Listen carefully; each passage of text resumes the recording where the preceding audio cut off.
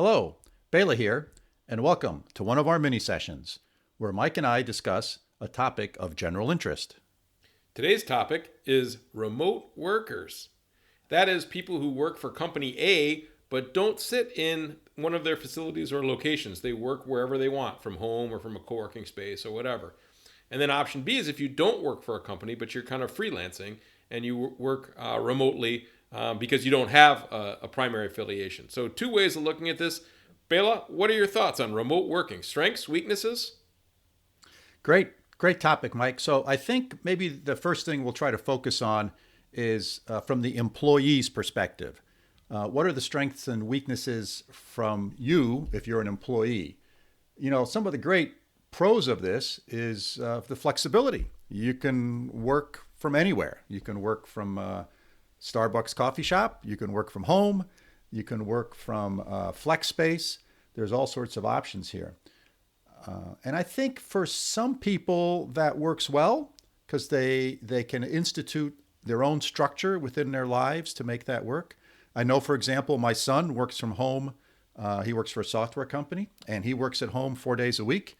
And he's got that discipline. He's got an office set up. He goes up to the office after breakfast and he comes down for lunch and you don't see him all day. And Bela, just to clarify, not your house. He lives in his own house. I think that's really important. Yes. Thank you very much for pointing that out. Yes, he's married and has 2 little kids and he's doing great. And he lives in his own house. So thankfully, this is through yes, this is, and it works great for him. I know for others, I've talked to people and they say it's a little bit more of a challenge to have that discipline, and they get distracted easy and they end up maybe not performing and doing the things that needs to get done. What do you think about that, Mike? Yeah, I agree. Strengths and weaknesses. It's great. You don't have the commute, so you save a lot of time. I've got some friends that they drive an hour to work each way. It's 10 hours a week in the car.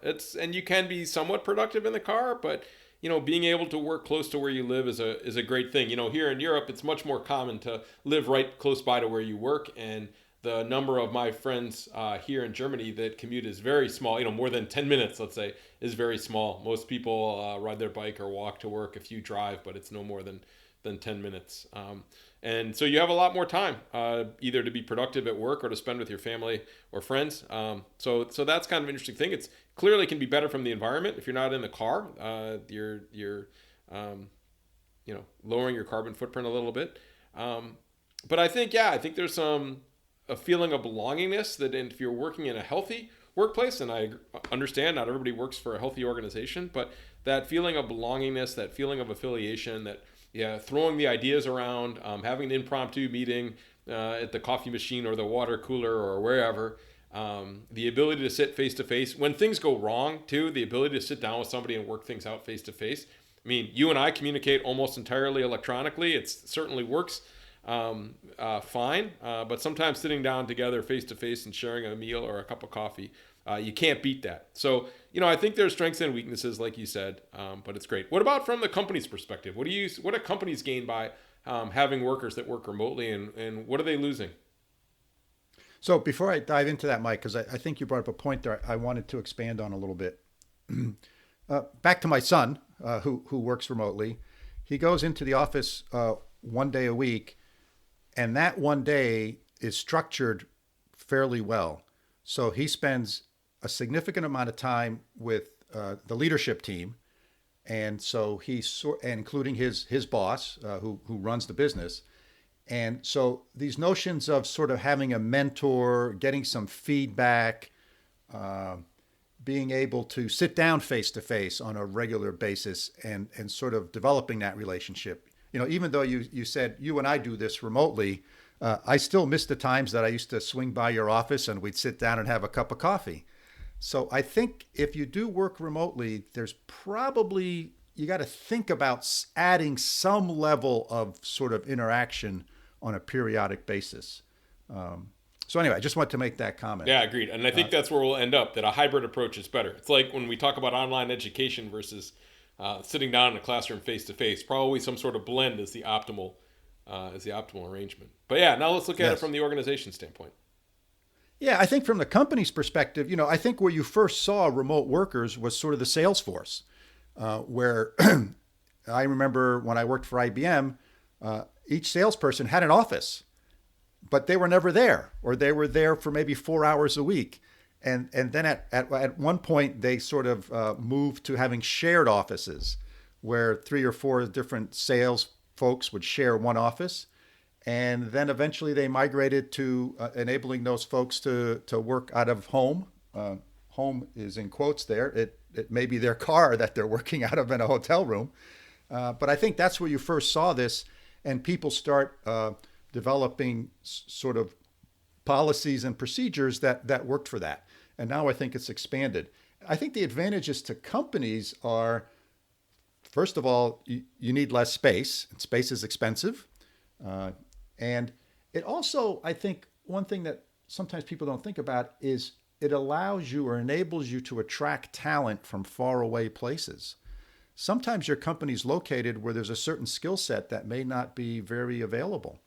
It may be very rare. And this gives you the ability to sort of acquire that skill set from other parts of the world, quite frankly.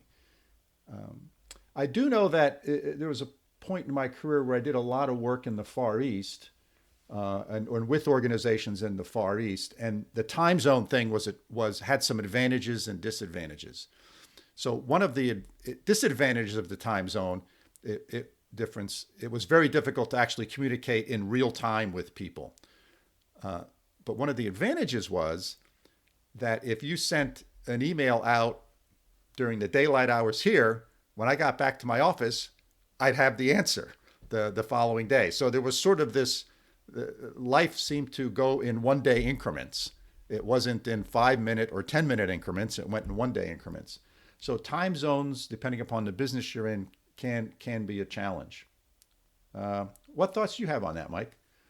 I agree with everything you said, Bela. Maybe one interesting thing to add is this idea of co-location, where you push your employees out to work with you on your customers' sites, right? So consulting companies have people that don't work in the consulting company office; they work on the client site, or they're contractors. I know a good example is Waste Management, a big trash management company and recycling company. They have employees that work directly in the factories that they have contracts with to do the work. So even though they're working at a Subaru plant, or pick your car company or your manufacturing company, they have their employees, they work for Waste Management and they work on site.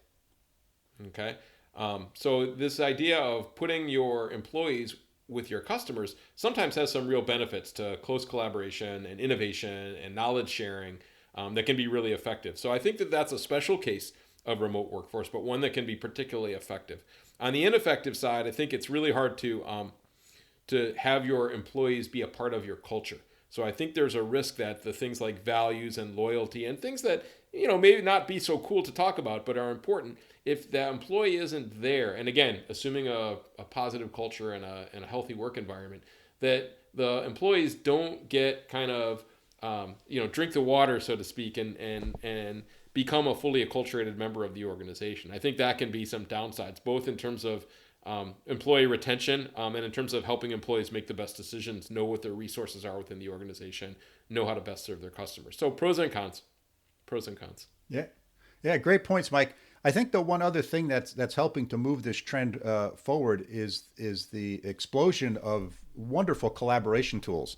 The collaboration tools keep getting better and better that enable individuals to interact in real time or very near real time. And I think that's an indication that this trend will continue. Agreed, at a very low cost. So yeah, definitely. Great. All right. I think that's about all the time we have today. So we are definitely interested to hearing what you think about this topic, our dear listeners. Are you a remote worker? Do you work with people who are remote workers? What are the pros and cons that you see? What were we right about? What were we wrong about? Send us an email with your thoughts and comments. And if, who knows, you might be a really good candidate to do a full interview on this topic, or you might know somebody that is. We would be happy to think about that as well. Email us at bela.and.mike@gmail.com. looking forward to hearing from you. And so far, we've responded to every single person that's emailed us. So we're happy to give you a shout back and share your ideas. Also, if you have questions or comments, we're happy to answer questions in future editions of this podcast. So please share your ideas with us. That's it for now. We are looking forward to having you join us on our next podcast. Bela, thanks a lot. Talk with you soon. Yep. Thanks, Mike. This podcast is produced for Mike and I by our friends at Busy Media of Schenectady, New York. They can be found at busymedia.co.